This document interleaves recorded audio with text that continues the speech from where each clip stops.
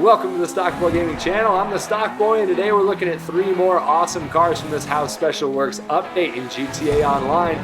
We're testing for everything you see on your screen there. It's the Bravado Banshee Custom, the Karen S95, and the Banshee Turismo Classic. These 3 cars are very similar performance-wise. If you're familiar with me, you know I like to put similar cars up next to each other. So you're going to see some awesome racing here. We're starting at the drag strip with the Banshee Custom on the left, the S95 on the right. I've heard a lot of people say this S95 is really fast, but look at that Banshee. It's right there with it. Going down to the quarter-mile line, that gap hasn't really changed at all. This Banshee's really quick, and we're going to see if the Banshee can beat this S95 when we get to the half-mile.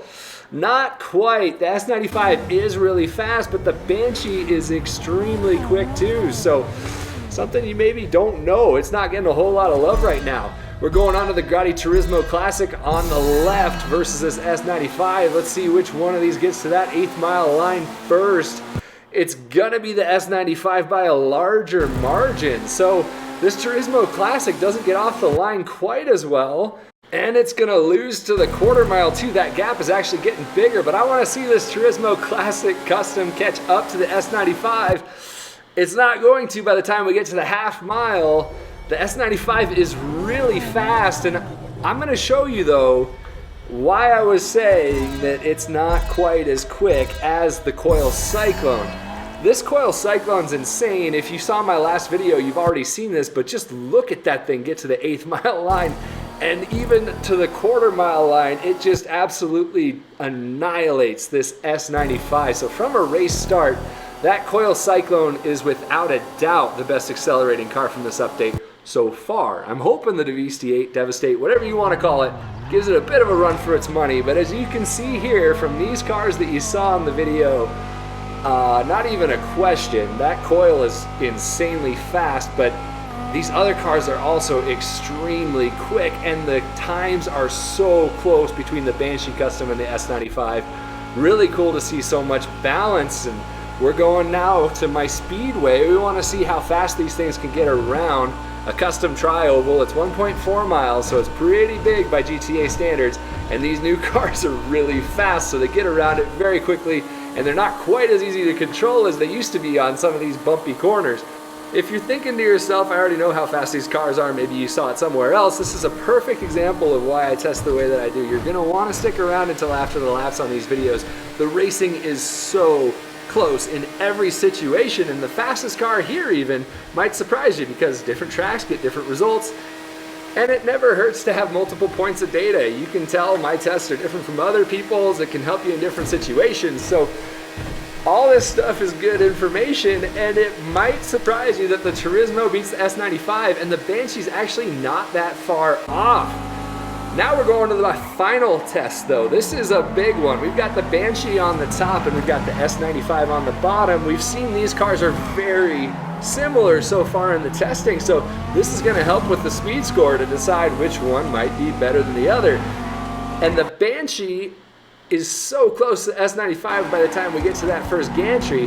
The S95 handles really well. The Banshee's a little bit more stable. So you can see this video is a little different with these hot laps. They're so close still, but the S95 with the lead. You'll see all 3 of these cars kind of slide around a little bit. The back end wants to kick out right there on the Banshee. It's pretty neat. It's a little more difficult to drive, but it's so much more fun, and they're still really close. That Banshee might be a little quicker through this section here because it's a lot more stable than the S95. As we come down the backstretch though, the extra rotation on the S95 is just too much for the Banshee to be able to keep up with. It's gonna be first to the finish line. We know it accelerates a little bit better, so now it's gonna take on our Turismo Classic Custom. And I'm expecting big things from this Turismo Classic. It's based on my favorite real-life car, the Ferrari F40, GTLM, whatever you want to call it.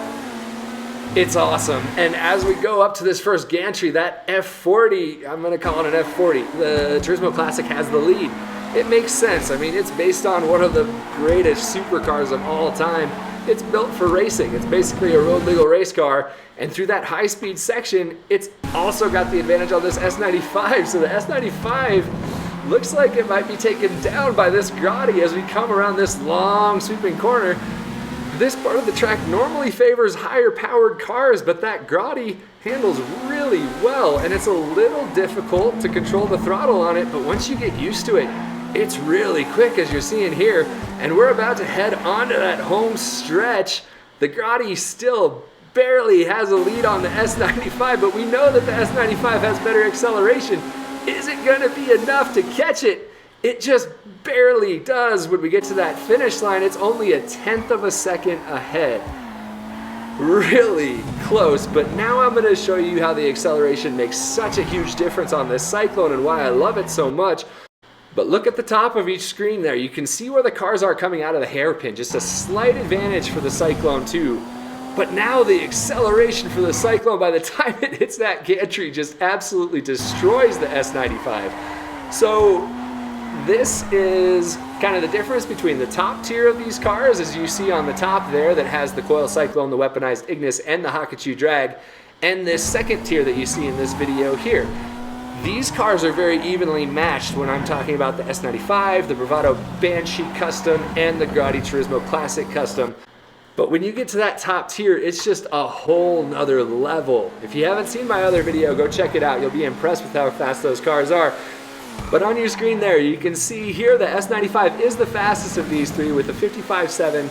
The Grotti Turismo Classic not far behind with a 55.8, and the Banshee really quick still with a 56-second lap. That puts it in supercar territory. I mean, all these cars are awesome. And when we look at the speed score, we can see just how fast that Cyclone is compared to these cars here, but they're still so fast and so good. And when you've got three cars separated by only 1 point, that's a ton of balance. So this second tier is really awesome, and if you can get in a race with just these cars, you'll probably have a lot of fun. This Banshee surprised me. It's really good, and it doesn't turn quite as well as the S95 because it is more stable. It doesn't necessarily have understeer, but it kind of does. It's hard to describe, but that extra stability costs it in lap time at my track because it does have to slow down a little more for corners, especially the one you see there, which the S95 just absolutely rips around. It's harder to control, but it is definitely better once you get used to it. I really like this car. It's so much fun, and it's really, really quick.